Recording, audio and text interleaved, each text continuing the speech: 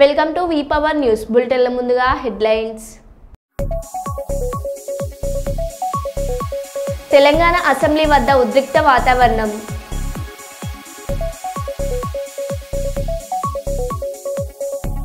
జర్నలిస్టుల సమస్యల పరిష్కారానికి కృషి చేస్తాం ఎమ్మెల్యే పూర్ణారెడ్డి. కుప్పం పట్టణంలో కొనసాగుతున్న రోడ్డు మరమ్మతు పనులు.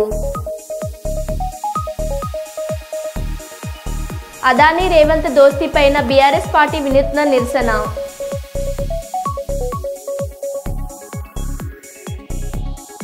మానవత్వం చాటుకున్న వరంగల్ పోలీసులు.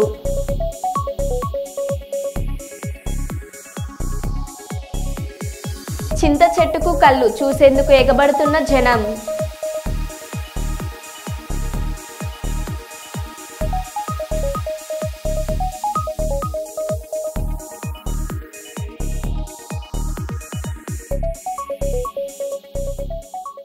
ఇక వివరాల్లోకి వెళ్తే, కర్నూలు నగరంలోని బళ్ళారి చౌరస్తా సమీపంలో శుక్రవారం శ్రీ గణేష్ ప్లైవుడ్ షోరూం ప్రారంభమైంది.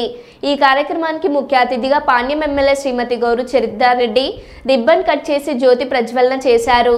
అనంతరం షోరూంలో ఉన్న కబోర్డ్ ఇంటీరియర్స్, డోర్స్, హ్యాండిల్స్ పరిశీలించారు. అనంతరం ఆమె మాట్లాడుతూ, కర్నూలు నగర ప్రజలు దూర ప్రాంతాలైన హైదరాబాద్, బెంగళూరు వంటి ప్రాంతాలకు వెళ్లకుండా శ్రీ గణేష్ ప్లైవుడ్ షాప్ నందు వెరైటీ కబోర్డులు, డోర్లు, హ్యాండిల్స్ అందుబాటులో ఉన్నాయని ప్రజలు సద్వినియోగం చేసుకోవాలని కోరారు.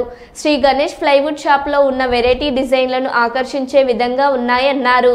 అనంతరం Ganesh ply showroom manager G Muralimohan మాట్లాడుతూ, గత 6 సంవత్సరాలుగా కర్నూలు నగర ప్రజలు అభిరుచులకు అనుగుణంగా కబోర్డులు, డోర్లు, ఇంటీరియర్స్, డోర్లు, హ్యాండిల్స్ సరసమైన ధరలకు అందిస్తున్నామన్నారు.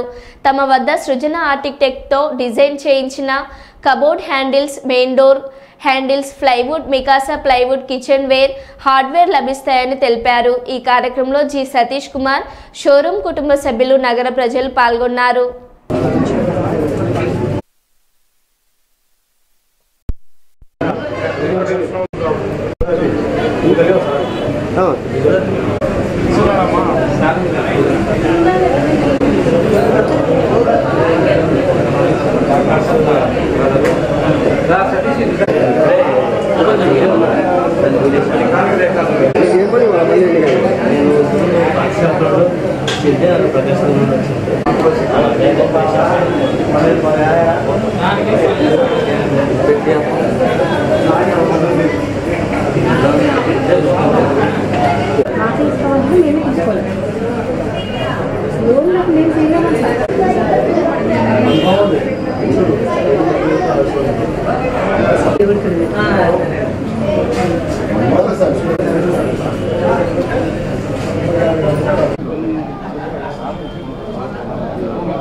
అందరికీ నమస్కారం. ఈరోజు శ్రీ గణేష్ ప్లేవుడ్ది మురళి గారు, సతీష్ గారు ఈరోజు కొత్తగా వాళ్ళది ప్రారంభోత్సవం చేసుకోవడం జరిగింది. దీనికి హృదయపూర్వకంగా కంగ్రాచులేషన్స్ తెలియజేస్తూ ఉన్నా. ఎందుకంటే ఇప్పుడు మన కర్నూలులో కూడా కొత్త కొత్త ఇళ్ళు చాలామంది ఆధునికంగా ఇల్లు కడతా ఉన్నారు. దీనికోసం మనకి ఇంటీరియర్ కోసం అయితేనేమి అన్నీ కావాల్సినటువన్నీ హైదరాబాదు, బెంగళూరు, చెన్నై ఇట్లా పెద్ద పెద్ద సిటీలకు వెళ్ళాల్సిన అవసరం వస్తూ ఉంది. అలా కాకుండా మన కర్నూలులోనే అందరికీ అందుబాటులోకి అన్ని సౌకర్యాలతో ఈ షోరూమ్ ఈరోజు ప్రారంభమైంది. కాబట్టి కర్నూలు పట్ట ప్రజలందరూ ఈ అవకాశాన్ని సద్వినియోగం చేసుకోవాల్సిందిగా కోరుతా ఉన్నా. ఇక్కడ సరసమైన ధరలో మీకు అందరికీ అందుబాటులోకి అందుతాయి. కాబట్టి అందరూ ప్రతి ఒక్కరూ మనం ఎక్కడో దూర ప్రాంతాలకు వెళ్ళి భయప్రదేశాలలోను కాకుండా ఇక్కడనే ఇవన్నీ ఉపయోగించుకోవాల్సిందిగా కోరుతా ఉన్నా. ఎప్పుడు మీకు సేవ చేయడానికి అందుబాటులో ఉంటారు వీళ్ళు. కాబట్టి ఈ అవకాశాన్ని ప్రతి ఒక్కరూ సద్వినియోగం చేసుకొని మంచిగా ఆనందమైన జీవితం గడపాలని కూడా కోరుతున్నా. ఆల్ ద బెస్ట్ మీకు. నమస్తే సార్.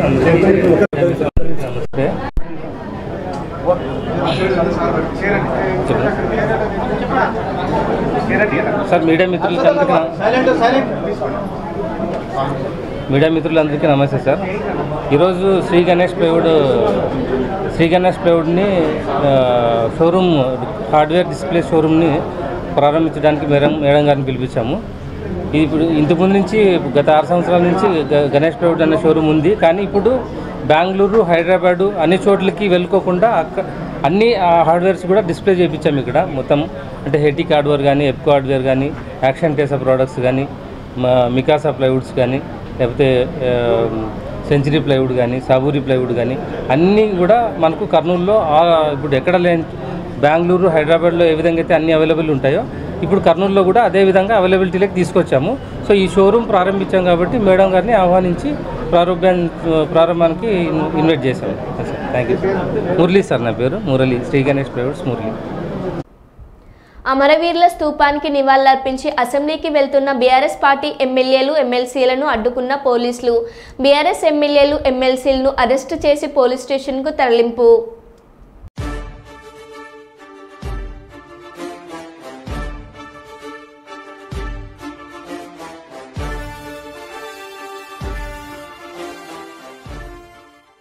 మీరు ఎక్స్పోజ్ అవుతున్నారని భయపడుతున్నారా? మరి రాహుల్ గాంధీ మీ నాయకులే అదానీ బీజేపీ ఒకటని, అదానీ దొంగని, అదానీ తప్పులు చేసిందని, అదానీ గురించి రాహుల్ గాంధీ తింటాడు. నువ్వేమో చీకట్లో ఒప్పందాలు చేసుకుంటావు, అలాయి బలాయి చేసుకుంటావు, మా అదానీతోని వేల కోట్ల రూపాయలు అగ్రిమెంట్ చేస్తావు. ఇది ఎక్కడి న్యాయమో నేను ఈ రోజు రేవంత్ రెడ్డి అడుగుతా ఉన్నాను.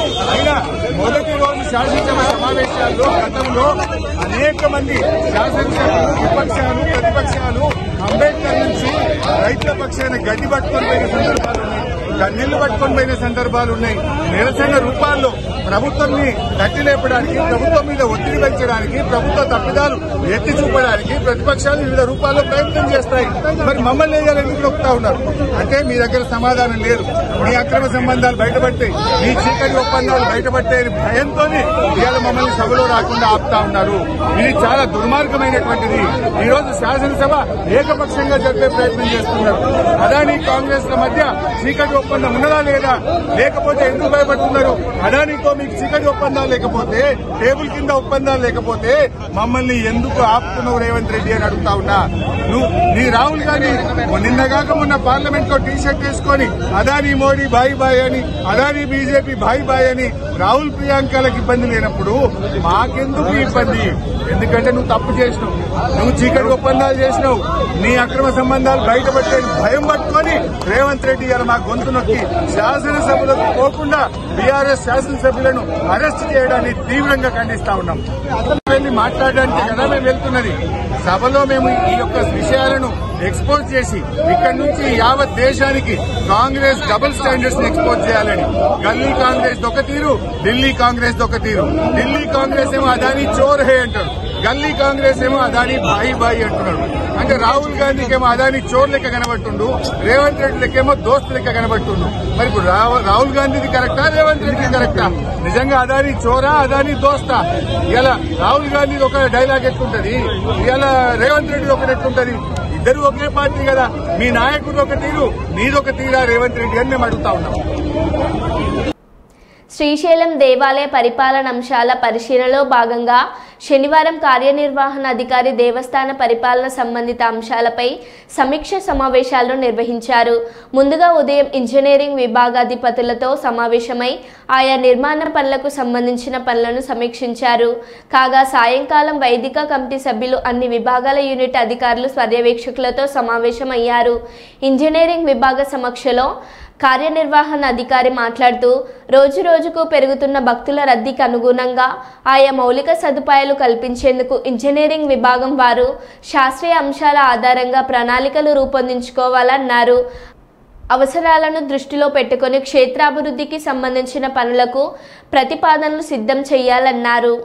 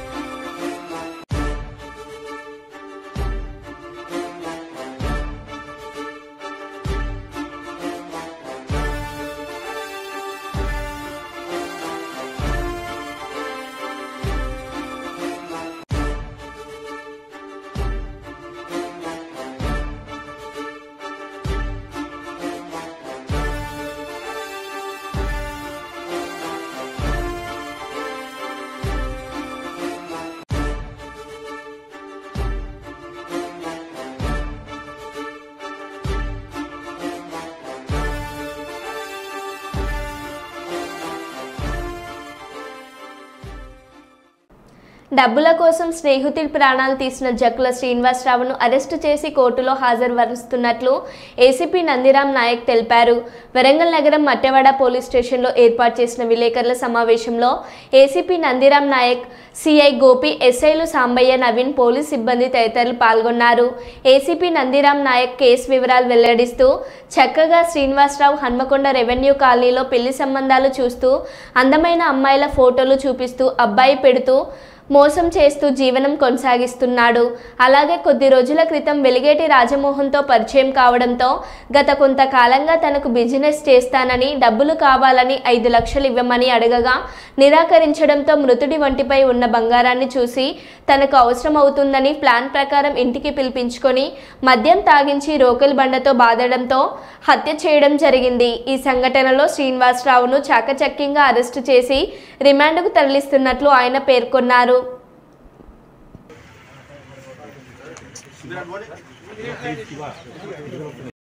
నిర్మానుష్యంగా ఉంటుందని చెప్పేసి ఇటువైపు తీసుకొని రావడం జరుగుతుంది.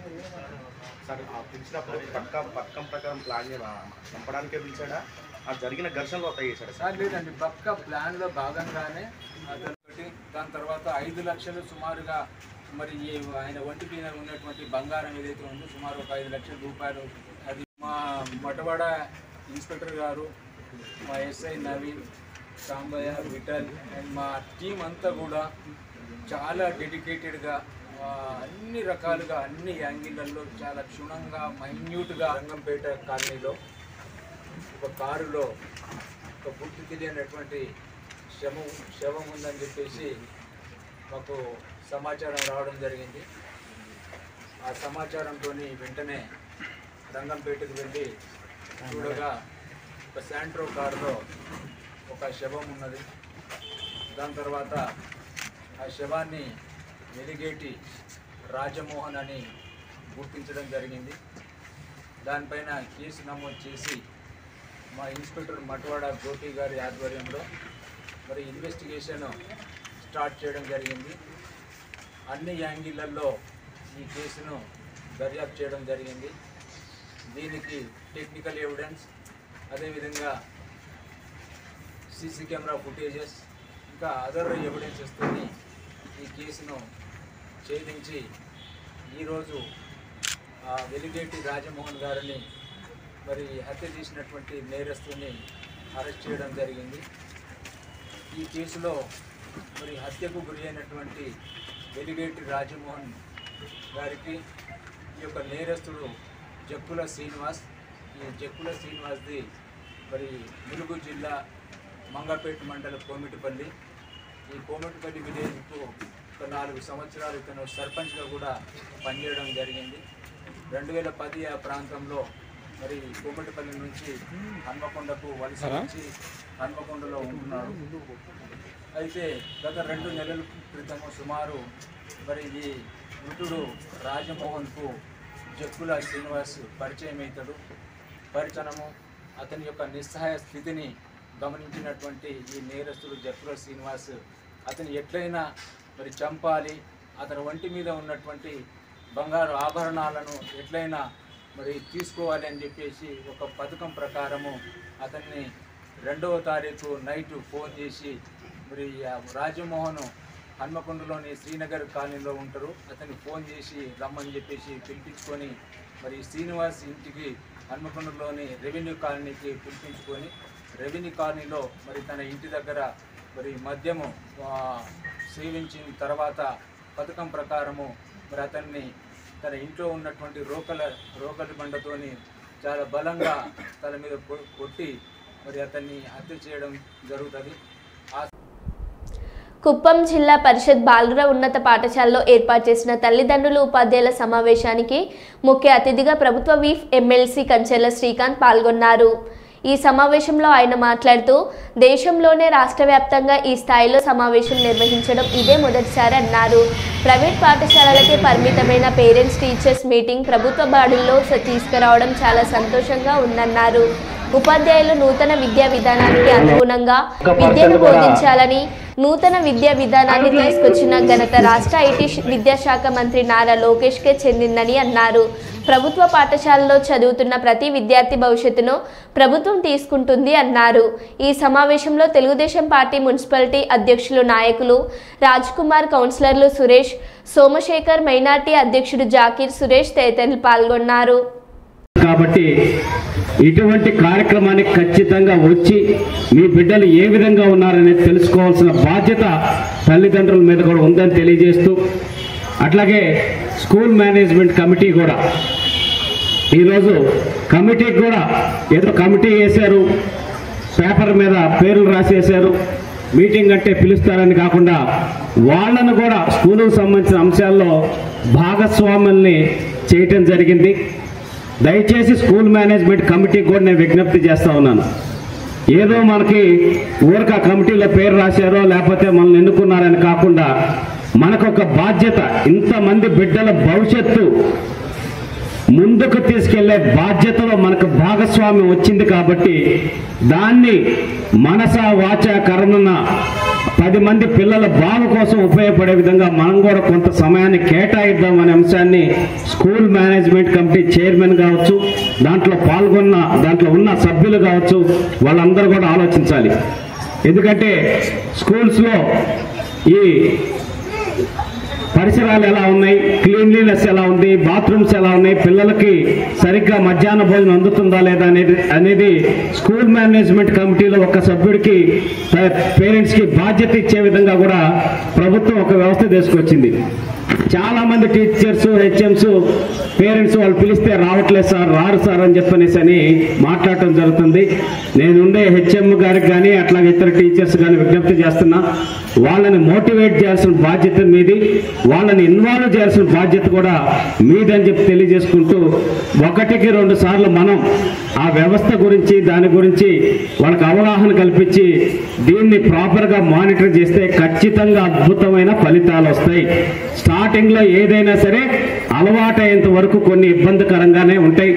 ఇదేదో కొత్త ఎక్స్ట్రా పనునో లేకపోతే ఇంకొక రకరకాలుగా ఆలోచించే విధంగా ఉంటుంది.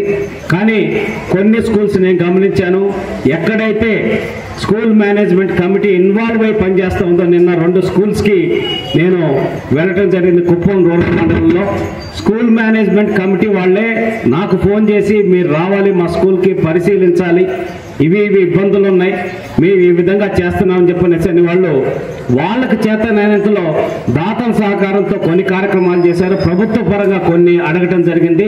వాటికి సంబంధించి కూడా అన్ని ప్రపోజల్స్ కూడా ప్రిపేర్ చేయమని చెప్పేసి అక్కడికక్కడికి అధికారులకు సమాచారం ఇవ్వటం, ముందుకు తీసుకెళ్ళటం జరిగింది.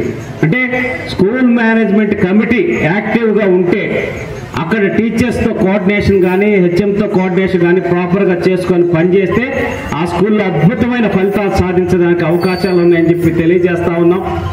100కి 100% ఈరోజు విద్యాశాఖ తరఫున ఈరోజు రాష్ట్రంలో అత్యధికంగా ఏదైనా డబ్బులు ఖర్చు పెట్టే శాఖ ఉందంటే ప్రభుత్వ విద్యాశాఖ. సంవత్సరానికి రమారమి 30,000 కోట్ల రూపాయలు ఈ వ్యవస్థ మీద ఆంధ్రప్రదేశ్ రాష్ట్ర ప్రభుత్వం నారా చంద్రబాబు నాయుడు గారి సారథ్యంలో ఖర్చు పెడతా ఉంది. మొన్న బడ్జెట్లో కూడా మెన్షన్ చేశారు. సో ఇంకా కూడా ఇంప్రూవ్ చేసి ప్రభుత్వ విద్యాలయాల్లో చదువుకునేటటువంటి వాళ్ళకి అద్భుతమైన ఫలితాలు వచ్చే విధంగా చేసేదానికి కార్యక్రమాలు రూపొందిస్తున్నాం. దానికి టీచర్లు కూడా మొన్న teachers training program, in house training program కూడా పెట్టారు. దాంట్లో కూడా కొంతమంది టీచర్లు కొన్ని ఇబ్బందులు పడ్డారు. కానీ కాలం మారే కొంది, టెక్నాలజీ అప్గ్రేడ్ అయ్యే కొంది మనం టీచ్ చేసే విధానాల్లో అప్గ్రేడ్ చేసుకుంటూ వెళ్లాల్సిన అవసరం ఉంది. రాష్ట్ర ముఖ్యమంత్రి నారా చంద్రబాబు నాయుడు, విద్యాశాఖ మంత్రి నారా లోకేష్ల పిలుపు మేరకు రాష్ట్ర వ్యాప్తంగా ప్రభుత్వ పాఠశాలలో జరుగుతున్న విద్యార్థుల తల్లిదండ్రుల సమావేశంలో భాగంగా కుప్పం పట్టణంలోని ఉర్దూ పాఠశాలలో ప్రధానోపాధ్యాయులు మోహన్ సింగ్ తల్లిదండ్రుల సమావేశాన్ని పాఠశాల అధ్యక్షులు అల్లాబాకాష్ అధ్యక్షతన నిర్వహించారు. ఈ సమావేశానికి ముఖ్య అతిథులుగా టీడీపీ మైనార్టీ విభాగం కుప్పం నియోజకవర్గం అధ్యక్షులు జాకీర్ అహ్మద్ పాల్గొన్నారు.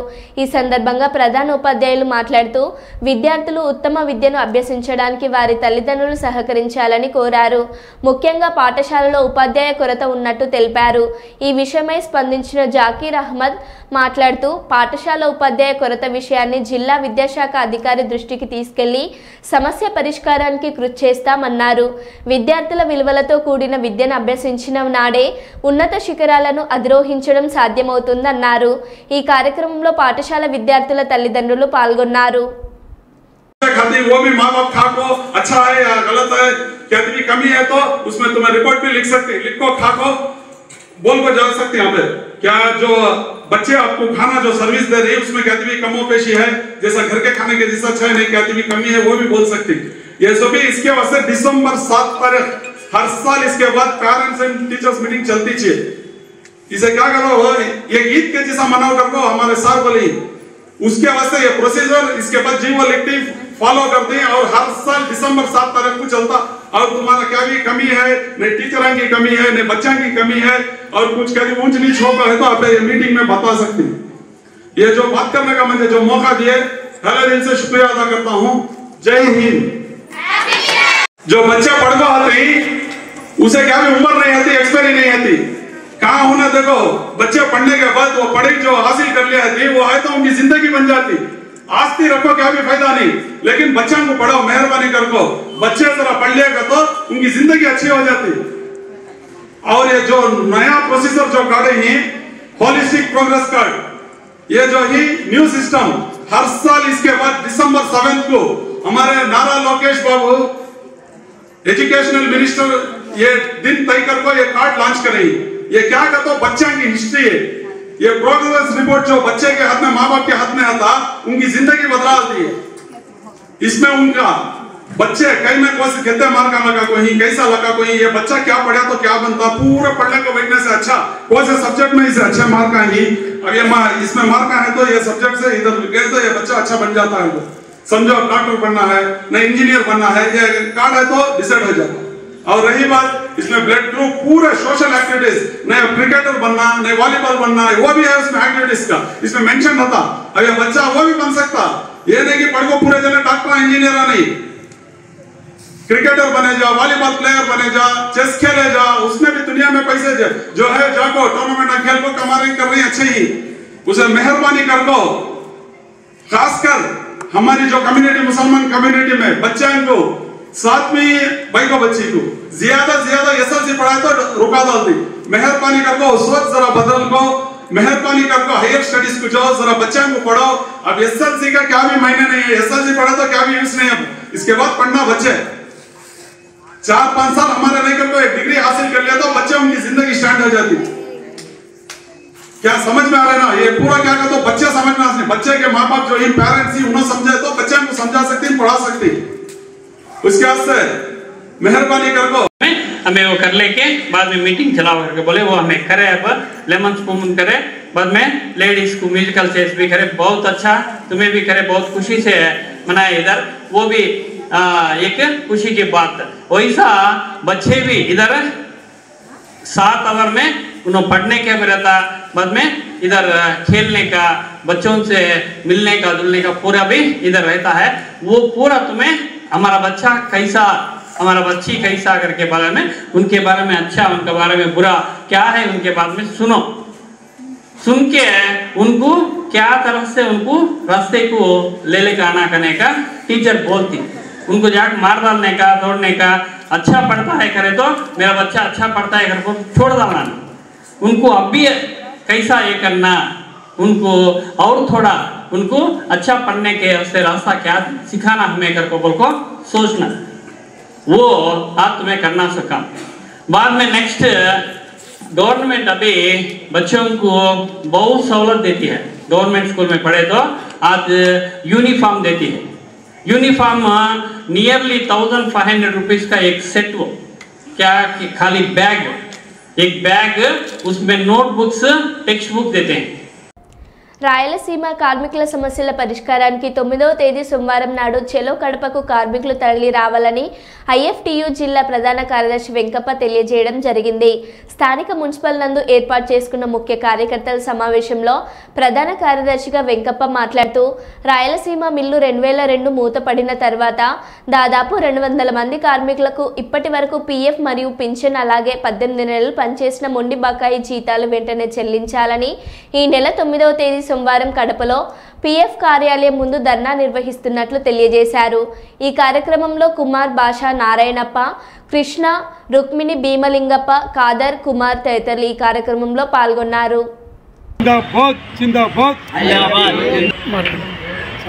కార్మిక సోదరులారా, భారత కార్మిక సంఘాల సమైక్య ఆధ్వర్యంలో గత కలెక్టర్ ఆఫీస్ కాడ కూడా కార్మికులకు రావాల్సిన పీఎఫ్ కోసము సబ్ కలెక్టర్ని కలవడం జరిగింది. ఆయన కూడా లేబర్ ఆఫీసర్ని కలవని చెప్పడం జరిగింది. లేబర్ ఆఫీసర్ని కూడా కలవడం జరిగింది కార్మిక నాయకులుగా. అట్లనే ఎమ్మెల్యే గారిని కూడా కలవడం జరిగింది. ఇప్పటి వరకు మేనేజ్మెంట్ కానీ కలెక్టర్ కానీ అనుకోకుండా కార్మికులకు రావాల్సిన పీఎఫ్ గురించి అధికారులు అడుక్కోకున్నట్లు కూడా చేయడం జరుగుతుంది. మరి ఇప్పుడు కార్మిక నాయకులు కార్మిక సంఘాలు కూర్చొని మాట్లాడుకొని చర్చించుకొని రేపు సోమవారం నాడు చలో కడప అని చెప్పి కార్మికులు భారత కార్మిక సంఘాల ఆధ్వర్యంలో నిర్ణయించడం జరిగింది. ఈ కార్యక్రమానికి రాయలసీమలో కార్మికులు పీఎఫ్ పెన్షను రావాల్సిన కార్మికులు పొద్దున్నే 7 గంటలకి రైల్వే స్టేషన్కి 6 గంటలకి రావాల్సిందిగా తెలుగుదేశం మిత్రులారా. నా పేరు వెంకప్ప, ఐఎఫ్టి జిల్లా ప్రధాన కార్యదర్శి. మరో బులెటిన్లో మళ్ళీ కలుద్దాం. Stay tune.